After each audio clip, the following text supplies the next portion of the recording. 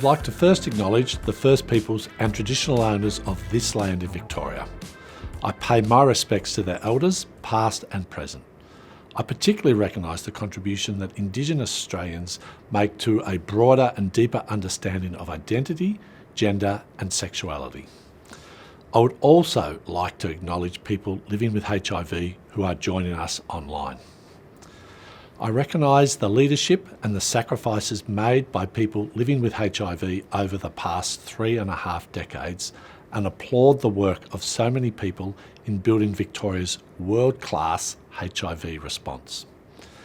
My thanks to Living Positive Victoria for inviting me to speak today.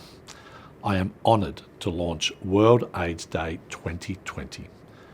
Today is a time for reflection, a day to look back and remember friends and loved ones we've lost since the epidemic began over 35 years ago, and a day to celebrate our hard-fought for achievements. This year's theme is Now More Than Ever, a fitting theme for a year in which we are responding to the enormous impacts of the global COVID-19 pandemic and what that means for people living with HIV. We know for some people living with HIV, experiences such as isolation, stigma, mental health and well-being, and financial hardships have been amplified by the pandemic. For people with HIV, it has been critical that during this time they stay in touch with health practitioners, maintain treatment routines, and are supported to have other health and care needs met. Many of you online today will have worked for and with services that adapted their peer support programs, counselling, and specialist services to ensure people could access the care they needed without interruption. I thank you for your leadership, flexibility, innovation and commitment during this time. I am aware stigma and discrimination continues to be a barrier for many people living with or at risk of HIV, particularly when accessing health services for testing, treatment and care. No one should be disadvantaged in the Victorian health system because of their HIV status or because of diversity. I would like to confirm that the Victorian Government, in partnering with the HIV sector, remains committed to preventing and reducing the impact of HIV on Victorians, including stigma and discrimination. Today is about reminding all communities that HIV is still here, that it is treatable, that undetectable equals untransmissible, and there are supports in place should people need them. We have renewed 3-year funding totalling $336,000 for Living Positive Victoria's HIV Peer Navigators program. The program is a first for Victoria and is a peer-led and driven model for people who have recently received a HIV diagnosis or who may have fallen out of care over time. This funding will ensure that the program is further integrated into the Victorian HIV model of care, that the health, wellbeing and community connected needs of an increasingly diverse and complex client group are being met. This year's theme, Now More Than Ever, reminds us that support, treatment and care for people living with HIV is a priority. Our renewed HIV response for 2021 to 2025 will build on your accomplishments and the lessons we have learned. We need to be innovative and bold in our thinking to achieve our 95, 95, 95 targets for diagnosis, treatment and viral load. It is my privilege to work in partnership with you as we continue to ensure Victorians living with or at risk of HIV are supported to live the best lives possible.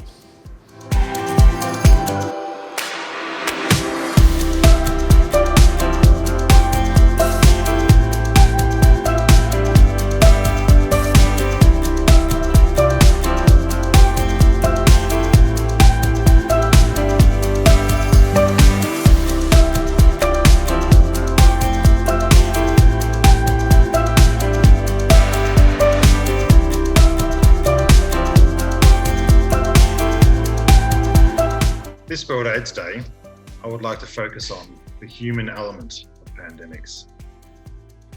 This has been the year everyone became an epidemiologist.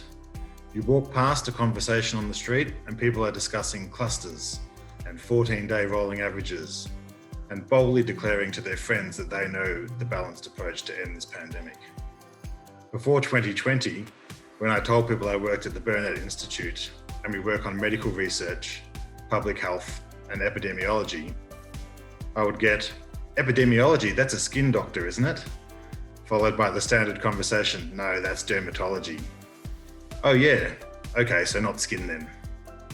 Now everybody knows what epidemiology is, and everybody knows what the word pandemic means. But do they think of HIV when they hear or use the word pandemic? We learned through observation and science how pathogens, in these cases viruses, are transmitted and are not transmitted, and improve this knowledge over time. Using data to tighten statistics and understanding of the chances of acquiring an infection or passing it on, by behaving in certain ways or not behaving in certain ways, odds ratios, if you like. For example, masks have no impact. No, actually, they are our best defense, so you must wear one. It's transmitted mostly through surface contact, so wash your hands. No, actually, it's airborne, so your best defense is a mask. You shouldn't have sex with a condom if you are HIV positive, as it's a high-risk behaviour. No, actually, undetectable equals untransmittable, so there's no risk of transmission to have condomless sex. You see, over time, science refines our knowledge and in turn informs our future behaviours. We have been doing this refinement with HIV for some 40 plus years and have a deep understanding through science and its application of how you prevent transmission of HIV and protect the health of those infected. After the science explains to us the epidemiology, then comes the public health interventions. The health promotion messages on how people should behave, the interventions to roll out and encourage increased testing uptake, for example, and the legislations that introduce to control people's behaviour, all to stop the spread of a virus. We can have the perfect set of messages and interventions, but wait, people are still getting infected. How is this possible? It happens because we are human. The human element of pandemics. We talk about the viruses, but these are the pandemics of people, of humans. Viruses that infect people. We should equally be talking about the people. We can design the best interventions, behavioural rules for people to follow to stop the spread of a virus, wear a mask, wear a condom, socially distance, abstain from sex, be monogamous, don't visit anyone else's house unless it's your one designated intimate partner, for example. Get tested, take PrEP, take your antiretroviral therapy. All these interventions work, but we are human and do not all have the same opportunity or circumstance or cognitive ability or capacity and or desire to abide by these rules set by others. I don't want to wear a mask as it fogs up my glasses. I'm bored and lonely, so I will go visit a friend during lockdown, even though it's technically not allowed. It's okay to break the social distancing for my mental health, isn't it? Then comes the naming and shaming, the blaming people who are not following the rules like they should, rules set by others, rules not fair or equal in people's abilities to adhere or understand. The pointing fingers at people and communities that are to blame for the spread and labelling these people as recalcitrant.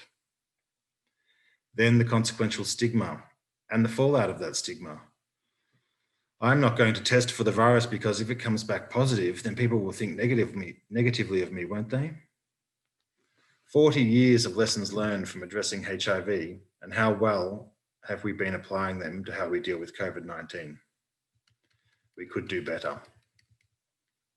Let's talk about pandemic fatigue.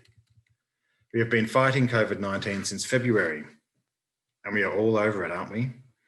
We want our normal lives back. We'll try this. We've been fighting the human immunodeficiency virus for nearly 40 years, but people living with HIV don't have pandemic fatigue. They stand strong each day, following the rules, taking their medications to protect others and not pass the virus on, and fighting for their rights. The theme for World AIDS Day this year is now more than ever. Now is not the time for pandemic fatigue on HIV. It is not the time to forget that there are ongoing pandemics still not eliminated and still needing our attention, still needing government funding and community mobilisation. We've made extraordinary strides in getting on top of the HIV pandemic here in Victoria and in many places around the world. Now more than ever, we need to intensify the focus and not drop the ball when we are so close. This World AIDS Day, let's remember our past, remember those lost, remember where we were and how far we have come. How today we have the chance to manage HIV in our society much more than ever so before. Now more than ever, let's keep a focus on HIV. Let's make sure we remember COVID-19 is not the only pandemic we face today and that needs our attention. Now more than ever, let's remember and focus on HIV.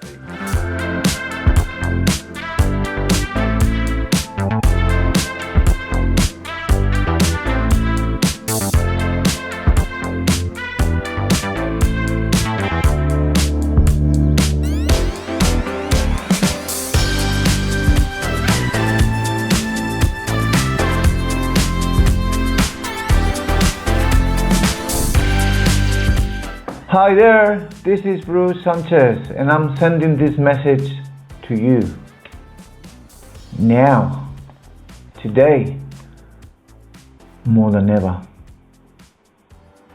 Today, regardless of what's happening around us, with these restrictions, lockdowns, and so many other events, that will not determine what you are or who you are. And let me tell you this, you still care. You are important. We are loved. Because regardless of what's happening now, we need to keep doing the good work we've been doing for the last years. I know it's really hard now. And then we've been for a long time, couldn't even reach out to families just by the phone or emails.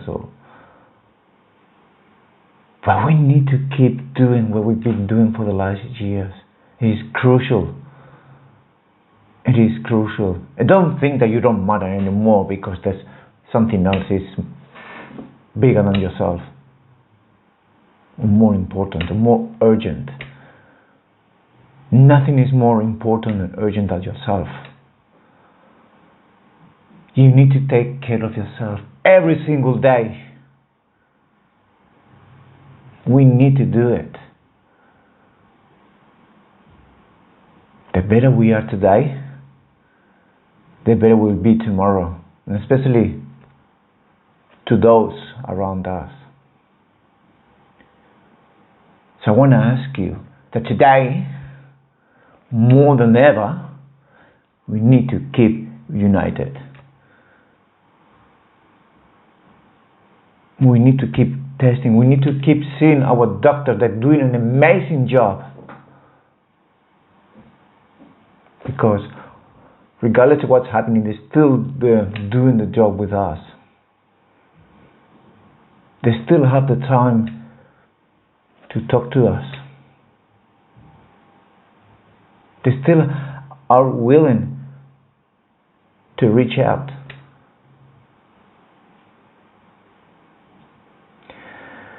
Look, I know this 2020 has been very crazy, alright? I know that. But that doesn't mean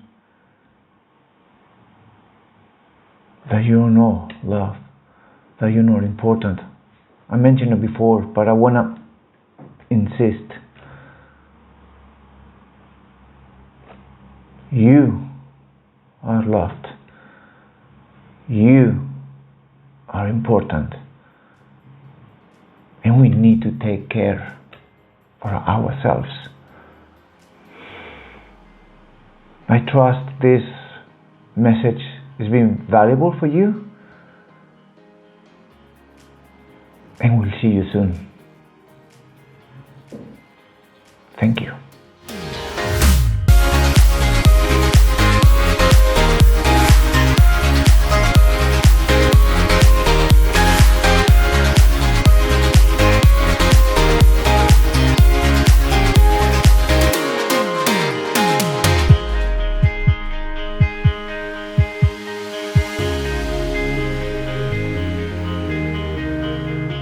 Hi everyone, as we gather 1st of December, World AIDS Day. Now, more than ever, I matter, you matter, we matter. We, people living with HIV, need to take care of our bodies, our minds, and our souls. We have a chronic illness, and many of us with comorbidities, for example, type 2 diabetes and mental health. Chronic illness will not take care of itself and will not stand aside for COVID-19, the 2020 global pandemic. Telehealth has enabled us to consult with our doctors and health professionals. Post has allowed us to have our medication posted to us. Faxes and emails have sent many a script to pharmacies. But the face-to-face treatment, care and love cannot be replaced. When did you last have blood or urine collected for pathology? Have your blood pressure taken or jumped onto the doctor's scales? Personally, I have endured telehealth consultations with my psychologist, peer support events via Zoom, telephone conversations with peer support navigators, and FaceTime with families, especially the grandchildren. Lucky for me, I could go to work as a nurse, but I've burnt out like many of us have. I visited the Melbourne Sexual Health Clinic as an outing to escape my 5-kilometre restriction because medical appointments were exempt from the 5-kilometre radius COVID restrictions. Now, more than ever, is the time to re-engage with services face-to-face, mask to mask. Book a face-to-face appointment with your doctor, podiatrist, mental health clinician, and specialists. But most of all, book some face-to-face time with each other. Now, more than ever, I matter, you matter, we matter.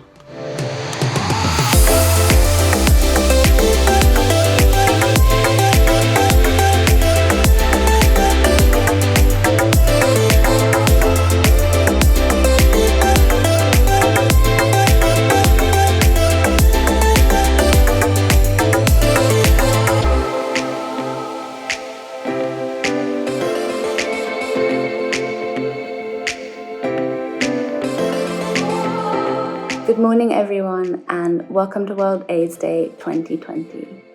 I open today with Womanjika, a welcome to country to remind us all that we live on the stolen lands of the Wurundjeri people of the Kulin Nation, and that I and all of us here today pay our respects to you and your elders past, present and emerging. Sovereignty was never ceded, and this land always was and always will be Aboriginal land. The pronouns I use are she and her. I am a cisgender woman who is HIV positive and who identifies as queer. So, welcome to World AIDS Day 2020. My name is Christabel and I am the current president of Living Positive Victoria. And I just want to thank you so much for having me today. You will hear me say this 1,000 times as president, but it really is a privilege to be here, spending time with my community as a positive person. Please allow me to start by noting some of the distinguished guests we have with us today and thank them for their attendance and solidarity. The Health Minister, the Honourable Martin Foley, Chad Hughes of the Burnet Institute, where he is Deputy Programme Director, Disease Elimination Acting Regional Director, the Mekong, and outgoing President of Thorn Harbour Health. Also to our positive speakers, Bev Trotter and Bruce Sanchez, and all of the wonderful staff and volunteers of Living Positive Victoria. I do also want to acknowledge everyone else who is here and watching today. It is often the quiet ones who fly under the radar that miss out on the praise that they deserve. So today is my day to give it to you. Thank you for being here and being part of this community. We need you to remind us of our past, prepare us for our future, and today, our present, We need you now more than ever. Did you see what I did there? Now more than ever. This is the theme of World AIDS Day this year, and I don't think there could be a more pertinent or relatable phrase for today. But please bear with me, I'm going to be cheeky just one more time before getting down to business. Please join me in acknowledging and doing tiny virtual claps to thank, now more than ever, yours and mine, most favourite outgoing president, Adam Eam. I just have to take a moment today to thank him publicly, adding to the many times I've thanked him privately, for steering Living Positive Victoria with wisdom and grace during his 2 years in the role, and keeping LPV well and truly afloat this year during the most challenging time our community has had in the last few decades. He is staying on our board, so he hasn't gone far, but please reach out to him and send him the love he deserves. Thank you, Adam. So today, please let me draw your attention to some of the different statements I made as I started talking with you. The recognition of land, pronouns, gender, and sexuality. These represent just some of the glorious and gorgeous intersectionalities that are part of the AIDS community. I hope it shows you how many connections we need to and must continue to respectfully include if we want to keep forging forward in the fight of our lives against stigma and discrimination. This fight, especially in the wake of a second pandemic, is vital now more than ever. I personally love these salutes because what I hope it does is acknowledge you, it sees you, and they also allow me to remind those not from marginalized groups in the room that this community will not stop until the most vulnerable of us are uplifted, and that nothing for us without us is the truest theme that we live by. Intersectionality should bloom ideas of authenticity, freedom, and trust, not a box to be ticked or a token to place. When it comes to HIV and AIDS, there should be no Aboriginal and Torres Strait Islander services that aren't directed by Indigenous people, no trans, non-binary, and gender diverse services without their direction and inclusion, and no sex worker-led groups without sex worker founding members. These people are skilled in the things that you cannot learn at school, that you cannot be taught. They are like a precious gem, a leading light, and they should always be your first point of contact and never your last.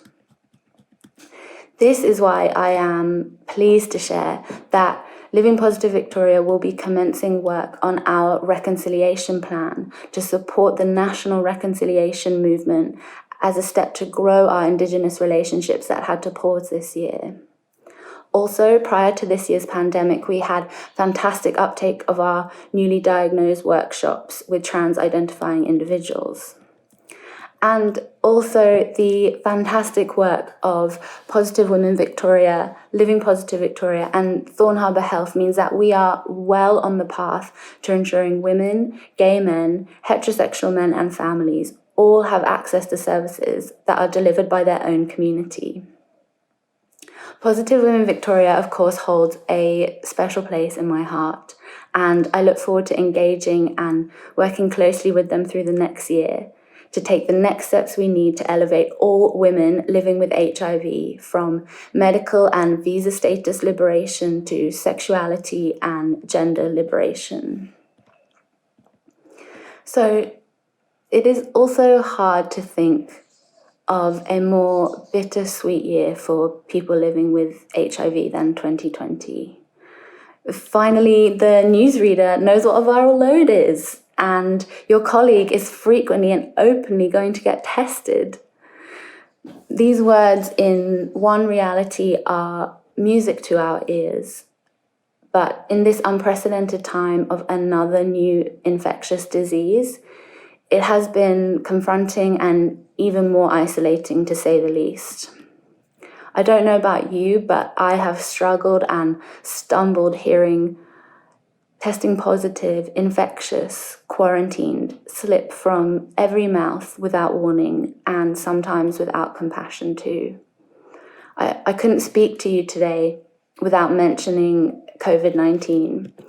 It's important that we name it and don't contribute to any fear or stigma surrounding testing positive with COVID.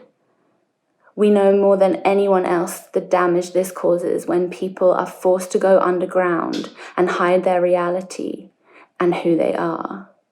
This year has exposed anyone still blind to racial inequalities here and across the globe that our work has only just begun. We have learned there are still those of us who are deemed acceptable deaths, including the chronically ill, differently abled, and the elderly. Now more than ever, I call on those in the room and those in your networks with power and influence to teach the lessons of AIDS. Our community and those of us as community leaders must work, must share, and must teach others how to live well and live freely with a virus. We must practice radical inclusion, sharing of knowledge and resources without limit or exception, and engage in mutual aid wherever possible. We are hoping to continue this type of work soon at Living Positive Victoria. I am so excited for you to meet and get to know our recently elected board, who are some of the most dynamic and engaged people from different sectors and with different zero statuses that I have had the pleasure of knowing. I am so proud of how resilient our staff has been. Despite the loss of meeting in person, they have all found new avenues to stay in touch with our members and foster new and old relationships during this time.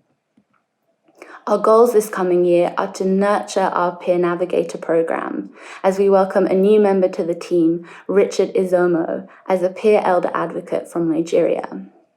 We were fortunate to grow our staff again with the addition of Emil Kanita from the Philippines, who is our new community engagement officer. Our board also wants to boost our community engagement and create more opportunities to meet, virtually or in person, and forge new friendships and connections in our community.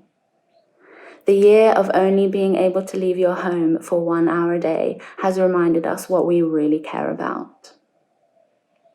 Today, though, is really for those who we can no longer meet in person, but now can only meet in our hearts and in our dreams.